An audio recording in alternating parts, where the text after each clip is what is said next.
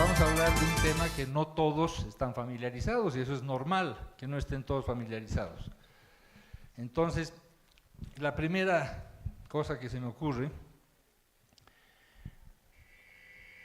es que estamos llenos de preguntas, ¿no? Y la pregunta que yo quiero hacerles, la primera, es ¿quiénes de los que están aquí son o van a ser comunicadores? Casi todos, ¿verdad? ¡Wow! Ya. Otro clic. Y ahora, ¿quiénes son o van a ser periodistas? Pocos. O sea, todos son comunicadores y hay pocos periodistas. Interesante.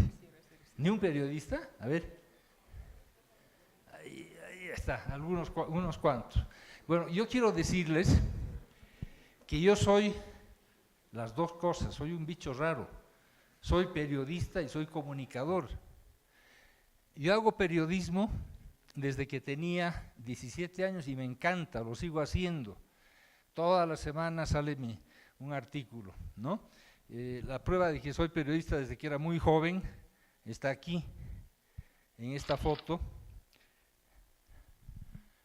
que es la portada de un periódico en el que yo trabajaba, y cuando llegó el día del periodista, por algún motivo me pusieron a mí, ¿no? Con un texto muy bonito que dice, ama, sufre, esto, el otro, en fin, es periodista, ¿no?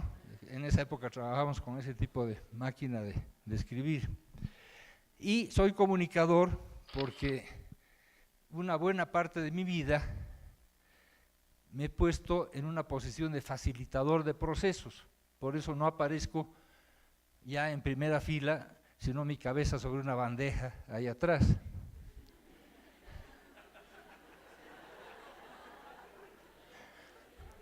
Eso es en Nigeria, donde trabajé 4 años y la pasé bastante bien.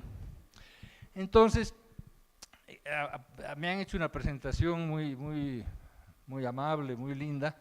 Quiero decirles que yo he caminado, ¿verdad? Ese es mi aprendizaje.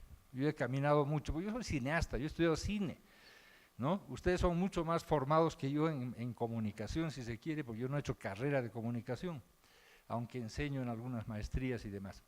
Entonces, mis caminos han sido estos, he hecho estrategias de comunicación, he facilitado estrategias de comunicación para el desarrollo, políticas de comunicación, evaluaciones, implementación de programas, he hecho asesorías y consultorías en diferentes países, ¿no? En Nicaragua con Naciones Unidas, el año 80, en plena revolución sandinista, en México con la FAO, en comunidades campesinas, en Burkina Faso también estuve un periodo ahí, el 86-87, en Nigeria 4 años, en Haití 3 años, en Papúa Nueva Guinea, Mozambique, Colombia, Ecuador, Guatemala, en fin, son algunos de los países en los que he estado, ¿no? Y de eso yo he recogido frutos, soy afortunadísimo, ¿no? Porque cada una de esas experiencias era como un árbol frutal del que yo sacaba aprendizajes, ¿no? Y mis aprendizajes se han traducido en algunas cosas, por ejemplo, sobre las radios mineras, he sido uno de los que ha aportado hace muchos años, ahí por el 80 y tantos que hicimos, hice el primer evento internacional sobre las radios mineras en Bolivia, en Potosí, ¿no? Hice con Lupe Cajías, que es una colega, hicimos un libro que se llama Las radios mineras en Bolivia. Hice una película que está aquí, ahí hay ejemplares para la venta, que se llama La voz del minero.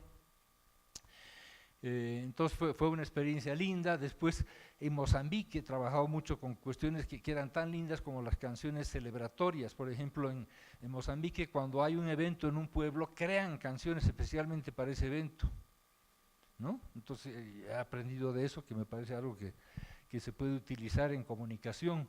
He trabajado mucho con cine militante, con la Central Sandinista de Trabajadores en la época primera de la Revolución Sandinista, el 80. He trabajado en teatro comunitario en Papúa Nueva Guinea, después lo mismo hice en Nigeria y en Haití. Muchas de estas experiencias, no solamente las que yo participé, sino otras, las he recogido en un libro, que no lo he traído porque está agotado, pero ustedes lo pueden bajar fácilmente de internet. Se llama Haciendo Olas, y el libro enterito está accesible para que ustedes lo puedan bajar en PDF.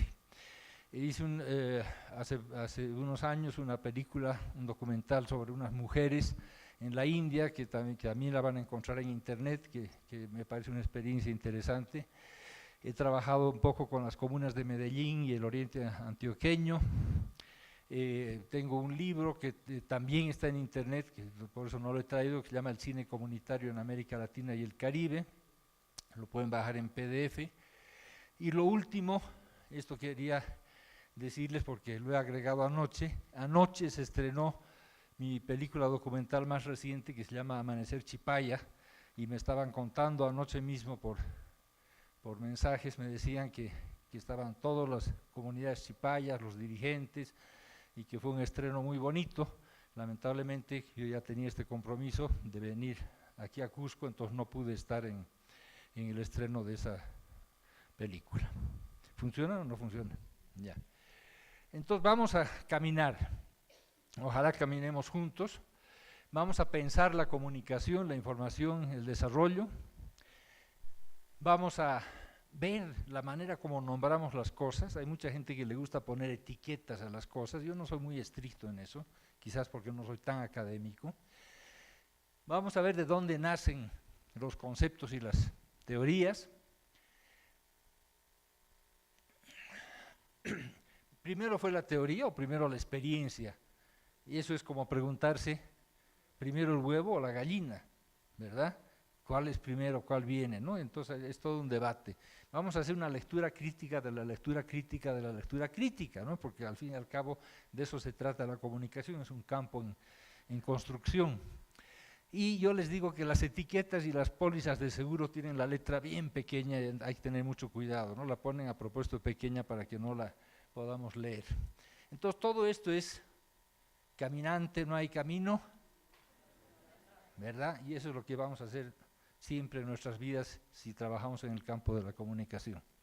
Al final de esta sesión de hoy, que a mí me va a parecer corta y a ustedes de repente larga, tendrán, espero, una comprensión propia, que eso es lo importante, de lo que es la comunicación en el desarrollo del cambio social. Imaginarán cómo la comunicación en el desarrollo puede ser una herramienta estratégica para contribuir a lograr los objetivos de proyectos, programas en los que estén involucrados. Y habrán diferenciado la información de la comunicación, el conocimiento de la información, los mensajes de los procesos. Eso es un poco lo que yo quiero. Y ojalá se vayan cargados de preguntas, no de respuestas. Cada persona habla desde su propia perspectiva, y eso es bien importante, es parte de la tolerancia, es parte del diálogo, es parte de lo que tenemos que construir, ¿no? Cada uno ve las cosas de diferente manera, pero eso no quiere decir que sea opuesta. Este es un cuadro famoso, que ustedes lo deben conocer, de René Magritte, el gran pintor, que dice, esto no es una pipa. Entonces, ¿es una pipa o no es una pipa? Aparte del doble sentido que tiene eso en francés para los que hablan francés, pero ¿es una pipa o no es una pipa? Es la representación de una pipa, ¿verdad? No es una pipa, no la podemos agarrar y fumar, pero es la representación de una pipa. Y lo mismo sucede en comunicación,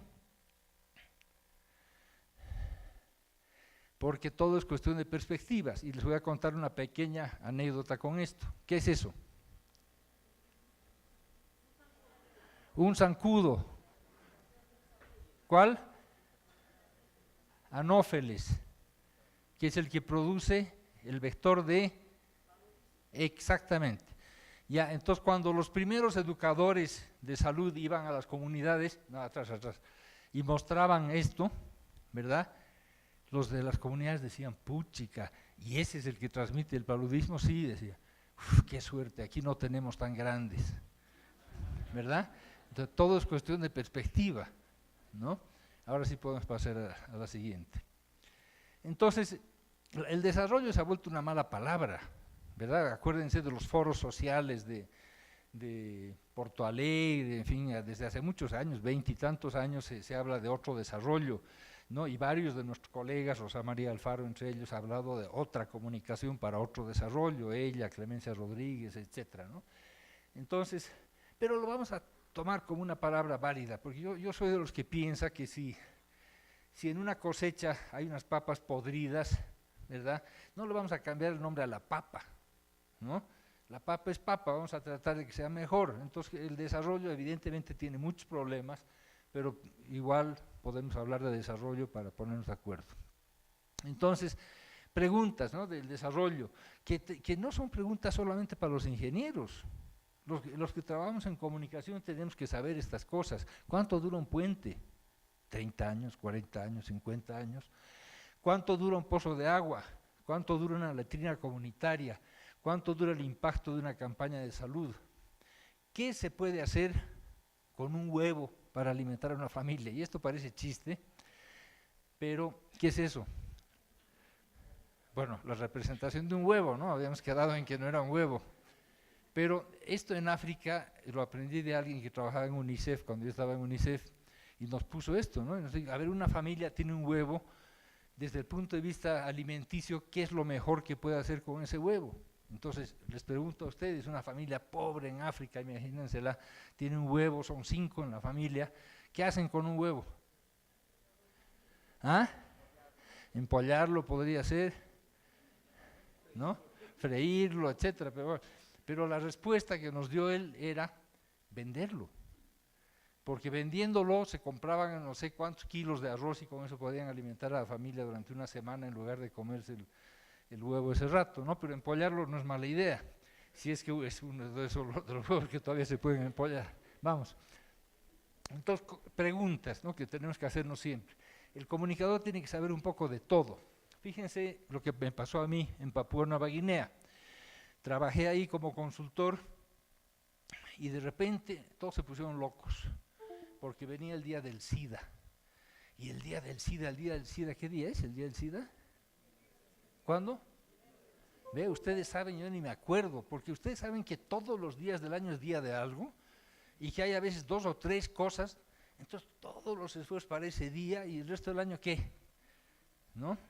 Entonces eso pasó en Papúa Nueva Guinea. Todos los recursos del Ministerio de Salud, el día del SIDA, vamos a hacer programas de radio, vamos a hacer pósters, etcétera, pasaremos. No. ¿Y por qué? ¿Por qué? Porque había plata. Los gringos daban plata para el SIDA. O sea, tenga SIDA o no en ese país, había plata para el SIDA, entonces había que hacer el día del SIDA, ¿no? Entonces, 3 meses de preparación, y en esos 3 meses de preparación, miles de carteles que obviamente la imprenta entregaba el último día, ya no había tiempo de distribuirlos, ¿no? Se quedaban ahí en los paquetes debajo de los escritorios, mensajes sin sentido, ¿no? Y claro, en Papúa Nueva Guinea el VIH era la causa de morbilidad y mortalidad número 21, o sea, no era importante. Imagínense el tipo de afiches que hacían, ¿no? Lo mismo que con el mosquito, ¿no? Muestran eso en la comunidad y dicen, no, aquí no tenemos tan grande, ¿no? Pero así hacían, no es broma. Una más pasaremos. Entonces, a veces, los que creemos que estamos haciendo comunicación, estamos haciendo perversión en realidad. Una más. A ver, lávese las manos con jabón. Hierva el agua antes de tomarla. Una más. Use preservativos para prevenir el SIDA. Esos mensajes parece que están correctos, ¿verdad? Pero a ver, imagínense, lávese las manos con jabón en una comunidad africana pobre. No es que no hay jabón, no hay agua. Es lo más grave, ¿no? Hierve el agua antes de tomarla. Una mujer tiene que caminar 5 kilómetros en una comunidad africana en las que yo he trabajado para conseguir agua. Pero no solamente eso, ¿con qué va a hervir? Madera, ¿verdad? Ahí no hay gas domiciliario, ¿no? Estamos hablando de una zona rural, tiene que caminar 5 kilómetros de nuevo para traer madera, ¿no? Y son las mujeres las que hacen eso, no los hombres. los hombres están tomando cerveza. Entonces, y esto de usar preservativos, una más para prevenir el SIDA, yo lo que he encontrado, y otra más, por ejemplo, en países como Kenia, todo depende del contexto social y cultural. Ustedes han escuchado hablar de los sugar daddy, ¿verdad? A ver, ahí han escuchado hablar. ¿Qué son los sugar daddy? Fuerte, sí, fuerte, que te escuchemos.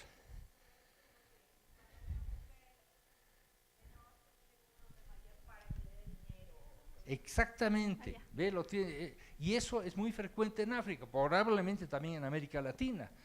Entonces los sugar daddy que le pagan los estudios a chicas de, qué sé yo, 16, 17 años, ¿verdad? No quieren usar preservativos. Y eso pone en riesgo a la niña, pone en riesgo muchas cosas. Trabajadoras sexuales, ¿no? Cobran más porque sus clientes le dicen, yo te pago el doble si no usas, si lo hacemos sin preservativo. O sea, hay razones sociales, económicas que son muy importantes, ¿no? Los nombres del SIDA. Yo hice la Estrategia Nacional de Lucha contra el SIDA en Mozambique. Y uno de los grandes problemas, ¿no?, es que si uno va a una comunidad y dice SIDA, ¿qué quiere decir eso para la comunidad? No quiere decir nada. ¿Cómo le llamarán? Pues ahí hay que averiguar primero eso. Vas a la comunidad, ves quiénes están enfermos con VIH, etcétera, y cómo le llaman a esto, y ellos ya dirán cómo le llaman. Entonces nuestro trabajo en comunicación no puede ser de arriba a abajo con un nombre que se lo inventaron en alguna universidad de Estados Unidos, ¿no? Tiene que ver qué hay en la comunidad. Seguimos. Este es un libro muy interesante, que no sé si se ha traducido al castellano, pero que muestra algo fundamental en el trabajo de información y comunicación. Una más, compañero. Entonces se llama Getting to Maybe, es de estos tres autores, Wesley, Zimmerman y Patton, y hace en uno de sus capítulos, ¿no?, hace una comparación entre Brasil y Sudáfrica en cuanto al SIDA, a la incidencia de VIH. Cuando hace el análisis, 1985, algo así, cuando empezó, ¿se acuerdan que ahí empezó, nos enteramos que había una cosa que se llamaba SIDA, etcétera, ¿no? Y ambos tenían un per cápita anual similar, una población similar y un número de casos de VIH similar. Pero hubo estrategias diferentes. En Sudáfrica, hasta hoy, ¿verdad? Ustedes saben que de los 10 países con más SIDA, 8 están en África, y en el sur de África. En Sudáfrica se utilizó el mercadeo social, medios masivos, etcétera, hay programas muy conocidos. En cambio, en Brasil, con ese mismo monto de dinero, se hizo acciones comunitarias. Y si vemos, después de 40 años, ¿verdad?, 80, 90 más o menos, en Brasil se ha contenido la epidemia del SIDA, no ha sido en Sudáfrica, ¿no?, porque ha habido un enfoque diferente desde la comunidad.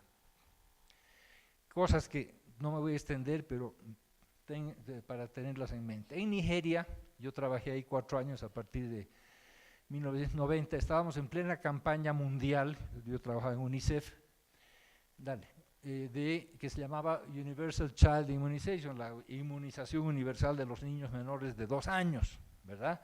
Los que tienen cierta edad y han trabajado en salud, se deben acordar de esa campaña que fue el año 1990, se terminó. Entonces seguimos, 80% de los niños menores de 2 años debían ser inmunizados,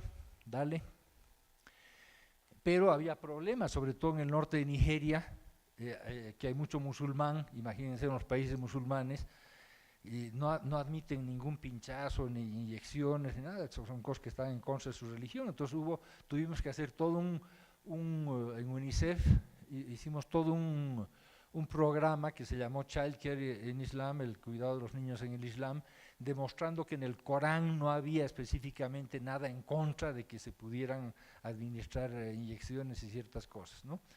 Y nos tuvimos que apoyar en los líderes religiosos, ¿no?, que ellos fueron los que hicieron la comunicación para que la gente aceptara, ¿no? Pero bueno, fue un fracaso de todas maneras porque a nivel mundial se gastó un montón de dinero. Yo me acuerdo que yo iba a las comunidades y decía, a ver, ¿dónde está les hemos dado un refrigerador, un congelador con baterías, otro con energía solar, etcétera? Y al principio no me querían decir dónde estaba. ¿Dónde está el refrigerador? Está en la casa del administrador del programa de epidemiología. Entonces, quiero ir, vamos. Iba yo lleno de cervezas, ¿no? ¿Y dónde están las vacunas? Ahí en esa cajita de cartón. O sea, vacunaron a todos los niños menores de 2 años en Nigeria, pero no los inmunizaron. De ahí que es importante la distinción entre vacunación e inmunización para los que trabajan en salud. ¿Quiénes saben lo que es la cadena fría? Cadena fría, señora, ¿qué es la cadena fría?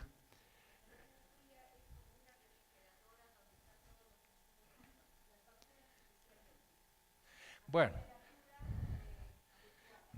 pero ¿por qué se llama cadena? ¿Por qué?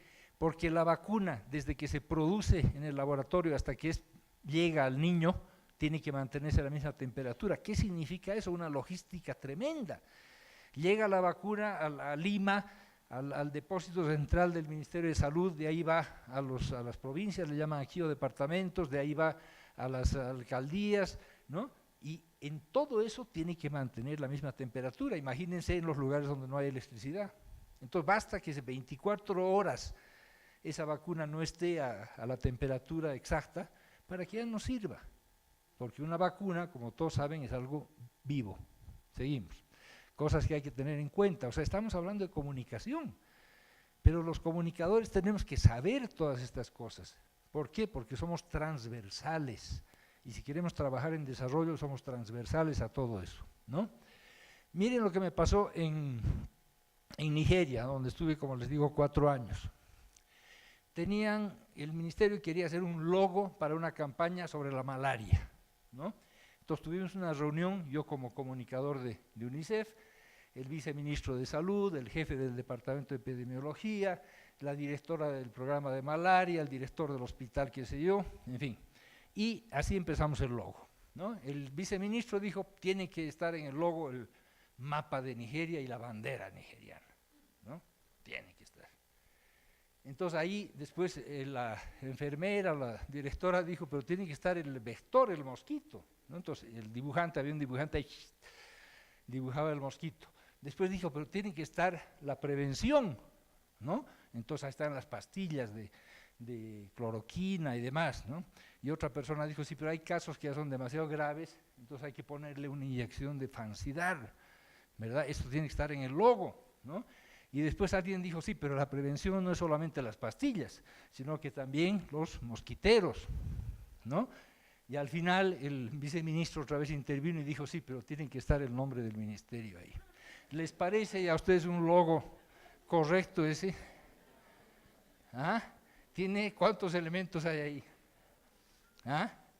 ¿Cuáles son los logos más simples que ustedes conocen? ¿Ah? ¿Verdad? Los logos más simples no necesitan tanta explicación. Y bueno, es un tema que también lo tenemos que ver a veces los comunicadores cuando trabajamos con el Estado, con instituciones, donde hay esas cosas muy, muy rígidas, ¿no ve?